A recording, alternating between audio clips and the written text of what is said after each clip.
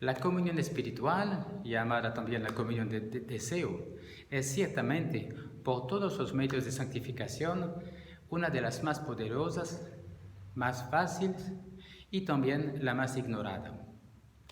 Vale la pena recordar que la multiplicación de los sacerdotes en la Iglesia y el progreso de los medios de comunicación, transportes, han hecho que la comunión sacramental sea accesible para muchos.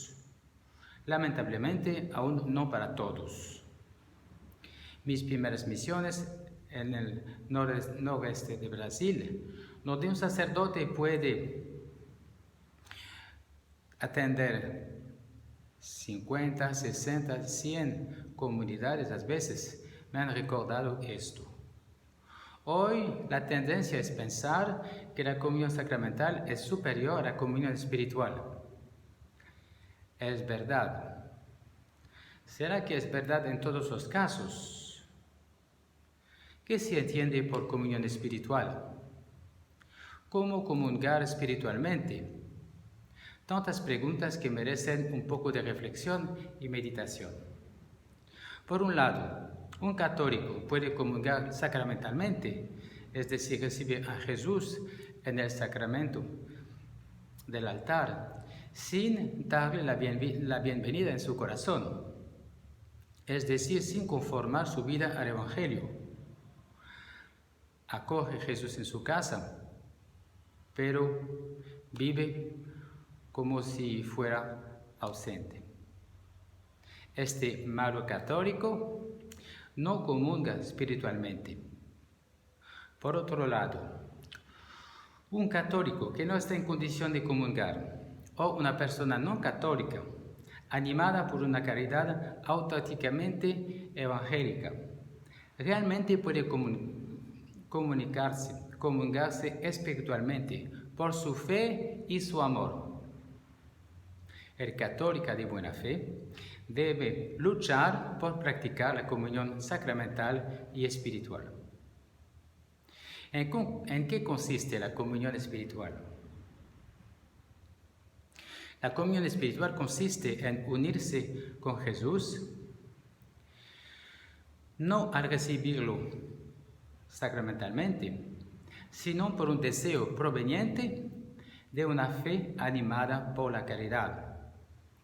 La santificación o justificación se produce en los que no son bautizados, que han realizado un acto de caridad o una contrición perfectas, e incluye el deseo de recibir el bautismo. Se produce en los bautizados por el deseo de confesar las propias faltas para ser absuelto, así que será posible. Así, el deseo implícito contenido en el acto de contrición o acto de caridad es suficiente para provocar el efecto de estos sacramentos. La comunión espiritual requiere esencialmente el deseo explícito de unirse con Jesucristo sacramentalmente. Este deseo, que presupone la fe en la Eucaristía, debe ir acompañado de caridad. ¿Cómo prepararse, cómo vivir esta comunión espiritual? La comunión espiritual se logra a través de 3 actos principales. La fe en la presencia real de Jesucristo en el sacramento del altar, presidido por una purificación del tabernáculo de su corazón. Me preparo para transformar mi corazón en el altar que va a acoger Jesús sacramental. Segundo acto, el deseo de descansar su corazón sobre el Divino Salvador como San Juan. Una forma recomendada consiste en imaginar que uno se acerca de la mesa sagrada y que recibe Jesús sacramental de la mano del sacerdote. Tercera acción, la acción de gracias y alabanza a Dios como si uno realmente hubiera comulgado. El Magnificat de la Virgen María, un canto en su corazón que da gracias a Dios por su presencia, por la santificación, por la transformación que está operado en mi vida, por el pan del cielo que yo recibo espiritualmente.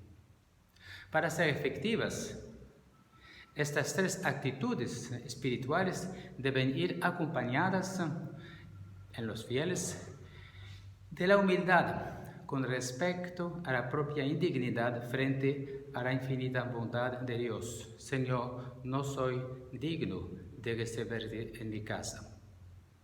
Basta mi palabra para me santificar, para hacer de mi vida, de mi corazón, tu morada. La comunión espiritual se puede practicar tantas veces como desee y en cualquier lugar, varias veces por día. Pero el momento particularmente indicado es naturalmente el de la comunión del sacerdote en la misa. La asistencia a la misa es de hecho la mejor preparación para esta comunión que nos hace participar de manera cercana y personal en el sacrificio de nuestro Señor. La comunión espiritual requiere el estado de gracia. Sin embargo, si uno no ha recibido la confesión, es importante realizar un acto de contrición perfecta. Pedir a Dios el arrepentimiento, la expresión de un sentimiento de arrepentimiento por el pecado cometido debido a amor a Dios y no por temor del castigo. Rezar, yo confieso, el Salmo 50-51, Miserere. En cuanto a los efectos de la comunión espiritual, los efectos son idénticos a los de la comunión sacramental, pero con menos intensidad.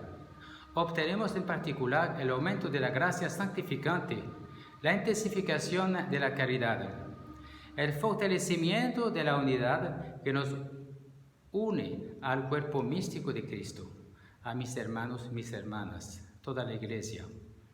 Sin embargo, una comunión espiritual hecha con más fervor puede producir más fruto que una comunión sacramental hecha con tibieza.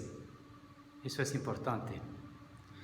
Una comunión espiritual hecha con más fervor puede producir más fruto que una comunión sacramental hecha con tibieza. Tantas veces he comulgado sacramentalmente con tibieza. La comunión espiritual es aprobada por la Iglesia Católica, que reconoce que al comulgar espiritualmente uno verdaderamente participa en los frutos del sacramento del altar. Por lo tanto, no es una práctica inventada por la espiritualidad moderna.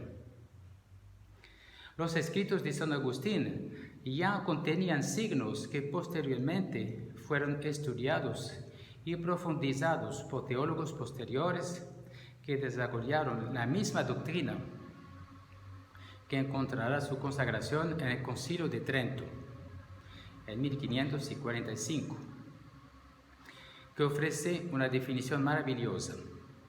Escuchen.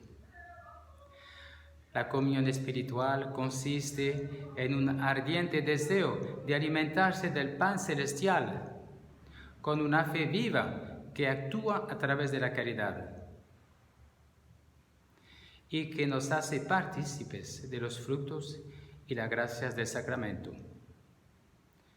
Sesión 13, capítulo 8 del Concilio. Repito, porque es bonito y termino con eso. La comunión espiritual, según el Concilio de Trento, consiste en un ardiente deseo de alimentarse del pan celestial con una fe viva que actúa a través de la caridad y que nos hace partícipes de los frutos y las gracias del sacramento.